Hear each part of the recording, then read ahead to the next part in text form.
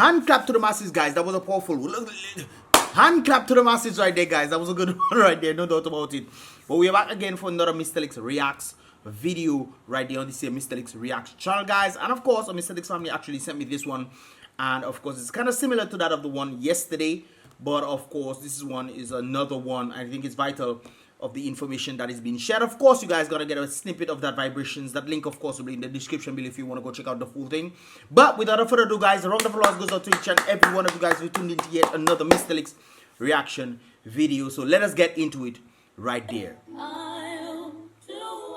So sweet and fair. Oh.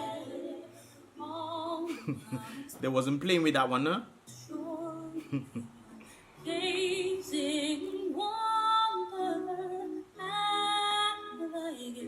So rich and rare. Anyways, guys, yeah. If you want to hear the full thing, you can always go into it and see what's up. Holy Spirit, amen. Lord, may this new year bring us renewed peace, hope, joy, and happiness. Amen, brother. May we be united in spirit to the source of all life and things. Amen.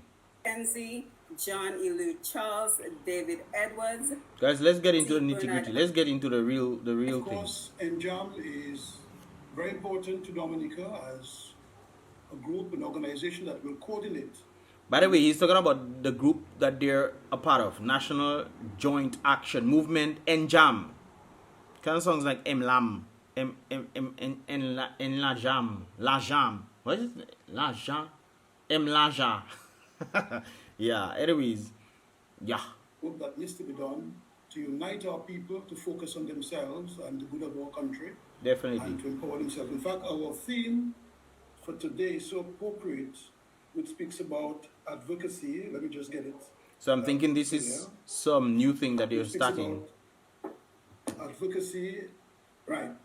Strengthening advocacy, democracy, economic opportunities, share the national pie. So that means that we want to ensure that our democracy remains intact. We want to ensure that our country grows. We want to ensure that democracy works for all of us. And we want to ensure that whatever our country produces is not for a particular set of people, but for the entire population. And that's Dominicans at home and Dominicans abroad must use this year 2022 as a year to elevate themselves. Continue to unite our effort, our professions, our resources for the good of our country and our people. Definitely. So, anyways, guys, my name is Johnson Boston, and let's continue. Let's see if we can get some more. And now the person right there, guys, the person right there is Loftus Duran. Of course, we saw him yesterday. Let's see what he has to say on this one as well. Good afternoon to each of all you. And yes, it will be a very, very interesting and informative time here this afternoon with NJAM. So I want to thank you and let's continue. The Bar Association. Memorandum of Understanding and associated bylaws, which Exactly. provide details on the manner in which NJAM operates. This can be made available to persons who are interested in joining and by contacting us. So I guess if you guys want to join the movement, National Joint Action Movement towards democratic facilitation in Dominica, towards that democratic move, you guys can definitely join them in this regard. Like I said before, I'll be posting the link, that video link, in the description below as well. Let's continue. The citizens have to be involved, they have to be mobilized. Definitely. And this participation will come through specific activities and programs spearheaded by working groups, which will enjoy a high degree of operational independence. In fact, the central body, decision-making body, will really be the working groups operating with the executive. Okay, cool. The development of sectoral areas like agriculture, manufacturing, tourism, research, dealing with the economic empowerment of the individual. And generally, the safety of workers, labor and human resource development. And with a special emphasis on the development of skills and the movement of our community nationals within the OECS and within CARICOM.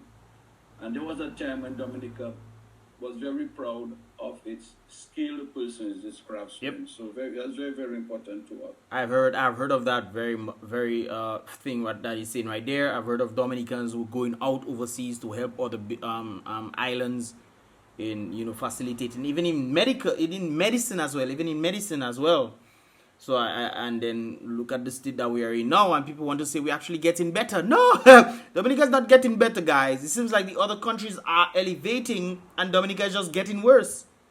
Where now we are going outside to seek medical attention, where people used to actually come into Dominica for medical attention. It's just rather unfortunate. Anyways, guys, let me move on to another one. You guys can definitely check the link in the description. Let's listen to what he's saying. The Caribbean, Anguilla, Trinidad, is a normal part of the support of the Commonwealth Parliamentary Association to strengthen our parliament. Okay. By Dominican. We have seen some of the recording on the internet, and some of us will listen and follow Parliament. What are you saying there? Let's go back. Principles that underlie the purpose of the standing orders of Parliament. And I can just highlight about 6 of them. One of the key principles of the standing orders of our Parliament, that is the set of rules that govern how people behave in Parliament. Yep. Things like accountability of the executive to Parliament, one of the objectives of NJAM.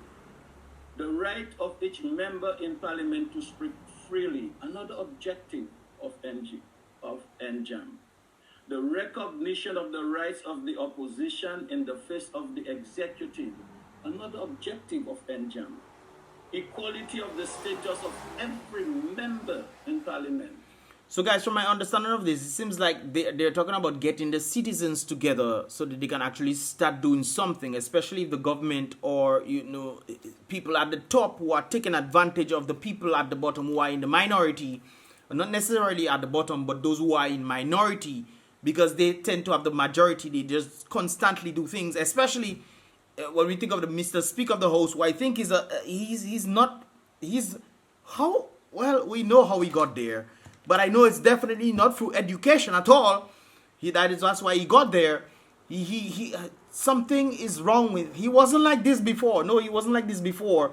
But when you listen to him in Parliament, you wonder if these guys have a good head, good sense upstairs, especially when they're saying things that they themselves do not even or study to even say, okay, this is how things should be, and this is how things should not be.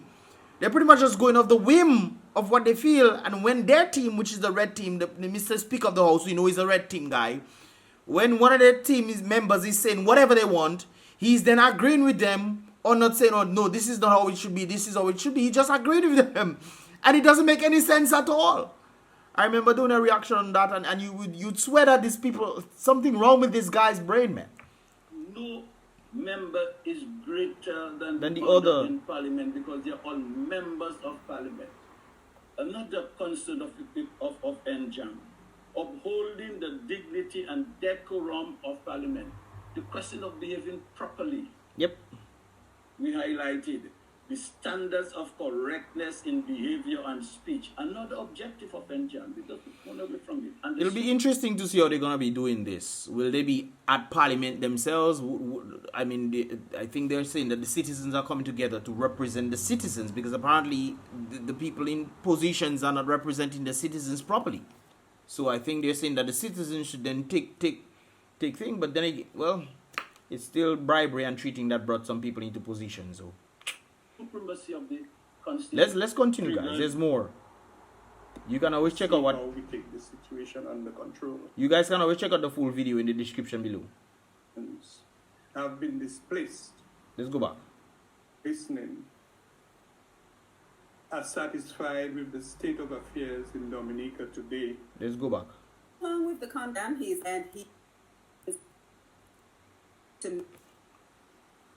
Productive approach.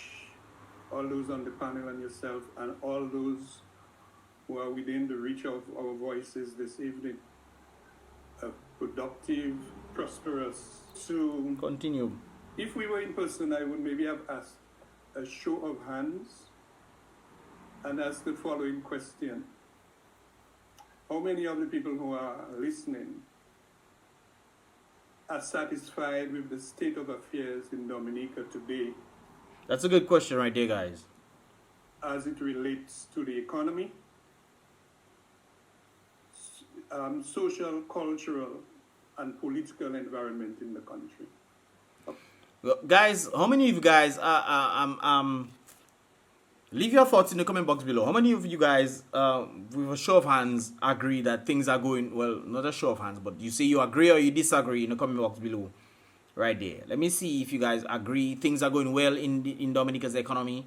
Things are going bad. What are your thoughts, guys? I personally think it's going absolutely insane. As I was in Roseau today, and that's why I'm late right now. But I was in Roseau today listening to some of the individuals speaking to me and so forth. And although they are in nice jobs and stuff, but they themselves are feeling pressured, man. They're feeling pressured by the economic standing that is going on in Dominica. There's not much that can happen for them, even though they're in really nice jobs. Some of them are pretty nice jobs, but they themselves trying to get out. They don't know how to get out, but they're trying to get out. I would just have liked to ask this question. I think that's a good question right there. Some of you who are on the chats and on the Facebook could maybe just send a comment to say, give us an idea as to how satisfied we are. Yes, guys. Let me know how satisfied you are in the comment box below. Let's continue. To success. But today, the hard-working Dominicans are the ones most subjected to systemic state discrimination, victimization. And victimization. Yep. I mean, it's obvious. This is because the hard-working independent Dominicans are the thinkers and who do not fear and do not depend on the state for their survival. And therefore the state is putting some pressure on them economically. I was actually speaking to one of my people them, and they were saying that same thing. It seems like they have to bow before they can get any sort of favors, or they will be selected. This is one of the things I always say, we have a minister of education that's not supposed to be there. I don't understand how Jonelia not supposed to be there. But, of course, we have certain individuals in positions who are not competent. Like I always mention about power. We give certain people power not because we feel like they are born to certain family or not. That shouldn't be. We give certain people power, the ability to hold certain positions because they are competent in fulfilling their roles. But we have a set of people in ministry, ministers of government that just there to be placeholders. They're not competent. And therefore, if you have competence at the head, what do you expect to happen as things go further and further below them? Incompetence will take place. That's what is happening. This is one of the reasons why I like the United States. The United States, they go for the best of the best. If they don't have the best of the best in their country, you know what they do? They reach out to people from overseas.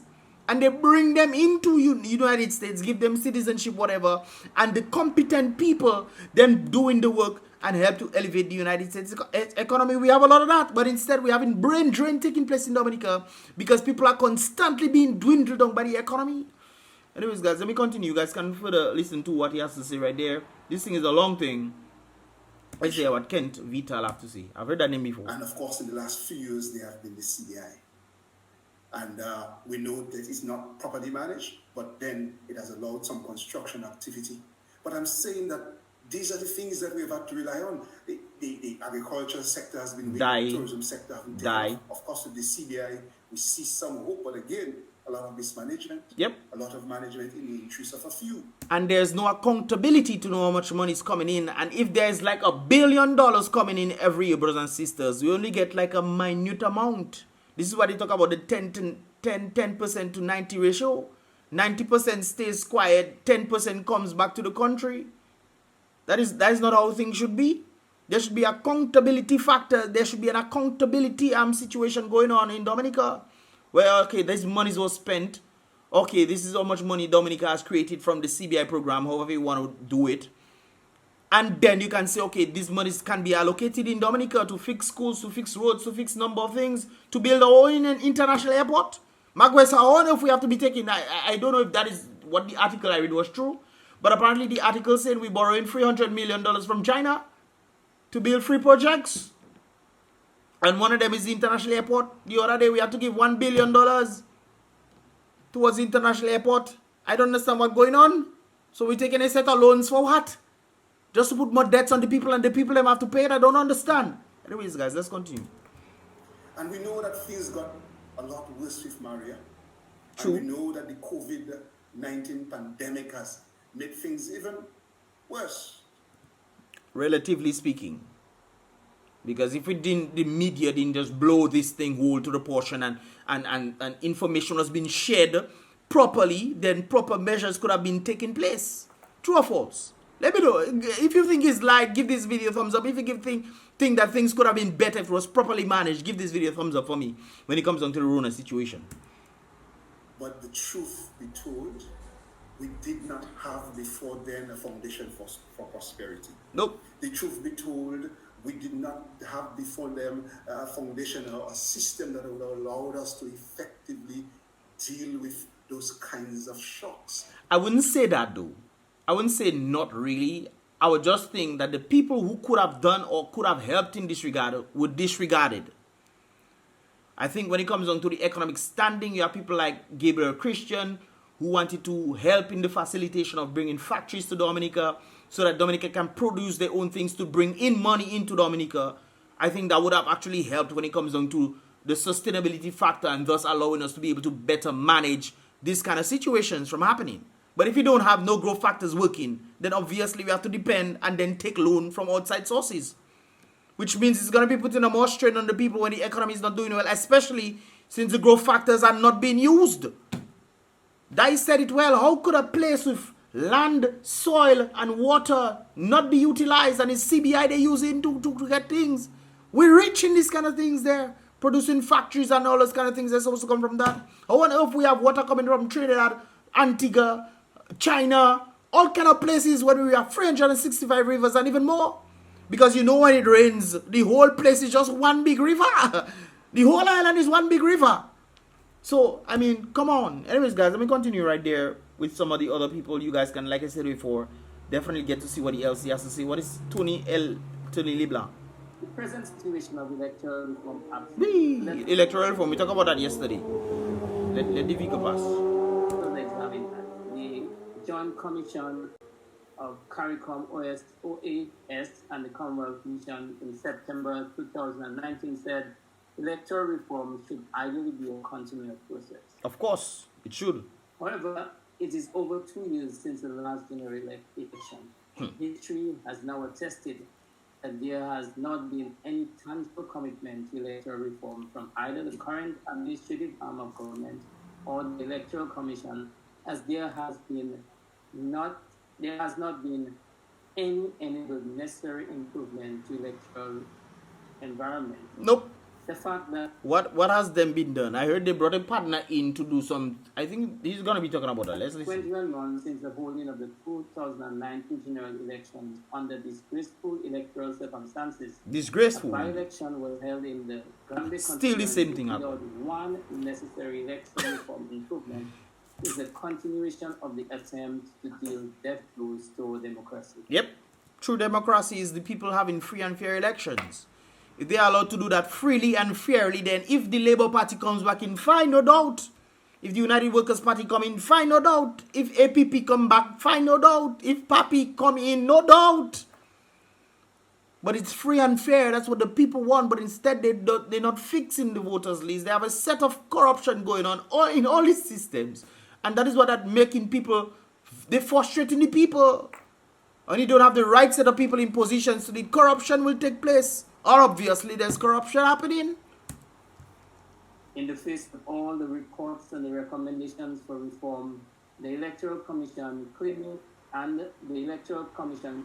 in 2018-2019 that it had both the funds and the equipment to do house verification, and they didn't do it in 6 weeks, and the legislative provision to allow the chief election officer to issue voter ID cards.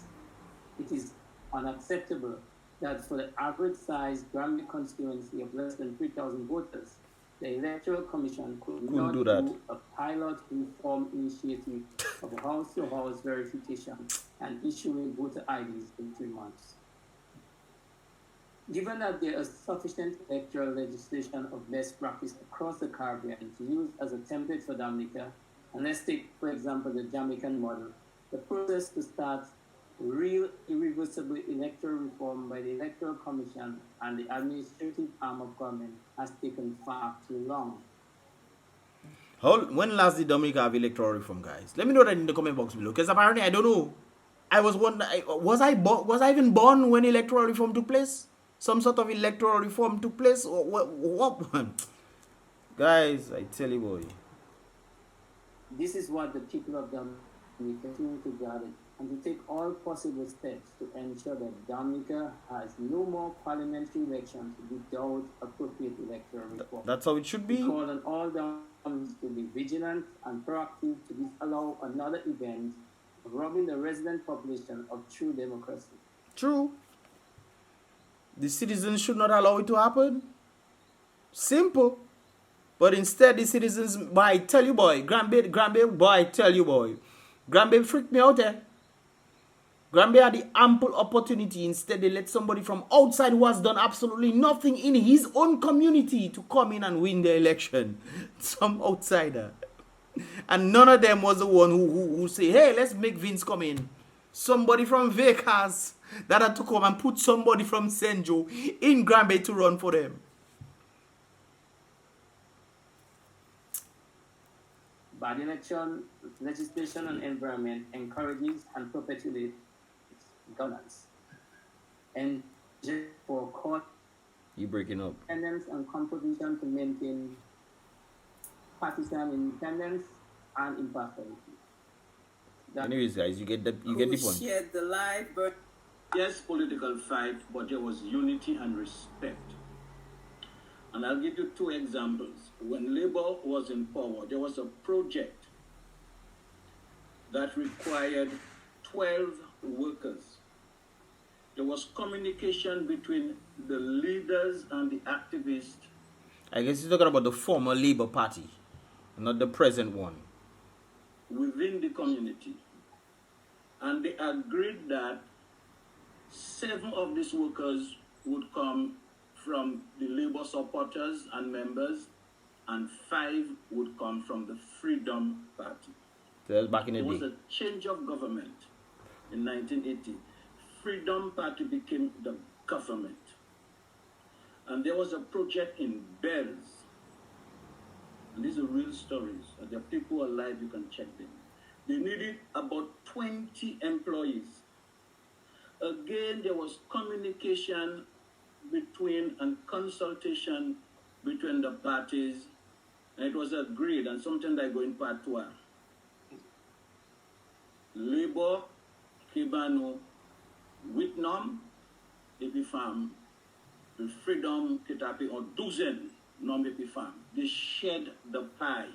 They ensured that everybody survived equal, yeah. and got something. Nowadays, there's no sharing of the pie.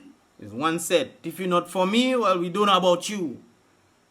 If you're trying to get some sort of position in ministry, if you're not for me, then we don't want you. Even though you might be the most competent one out of everybody, but because you're not supporting us, we don't want you there. This is why things doesn't go forward. Like I said before, guys, I'll post the link in the description below. You guys can definitely check it out. But it's very sad about the kind of things that it seems to be taking place for countless amount of years, and then you wonder why exactly is the economy going down? Are we having our brightest minds in the right positions? No. I'm not just saying you have people with degrees, bright minds, people with common sense that can actually do things and have, or if you have people with degrees, they have people who have advisors who are advising properly. But you don't have advisors. You have one person at the top saying what he wants in the whole thing, and people just have to continue and be pretending as if they are the ones doing it. Like the plane incident, the international plane. Look, I hear they canceling flights. I don't know if that is true, but that's what I hear. But the whole situation with the planes and stuff, we had the Minister of Tourism flying on plane as if she was the one who initiated it. She tried to take the glory. As if she was the one initiating it. She wasn't. What you doing as Minister of Tourism? You pray like you bring tourists, but no, you don't bring the tourists, but that is a normal custom. You just continue in the process that has already been established. What have you been doing as the Minister of Tourism? What new have you brought in to elevate this standing? Tourism is not doing the best in Dominica. Like I said it before, and I've said it before on previous reactions and vlogs.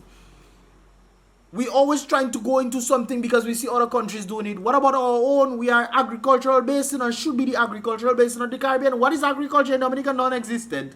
Look at St. Vincent. St. Vincent doing better in agriculture than Dominica. And Dominica much bigger and has much more than St. Vincent. I don't understand this kind of craziness there. Guys, what are your thoughts, man? Leave your thoughts in the comment box below. Let me get my lunch right. I'll eat all the lunch already. It's 6 something. So hopefully that can come out fast enough. But anyways, guys, let me know your thoughts. Give this video a thumbs up if you understand it. If you're for the movement, National Joint Action Movement, definitely give this video a thumbs up, guys. Subscribe.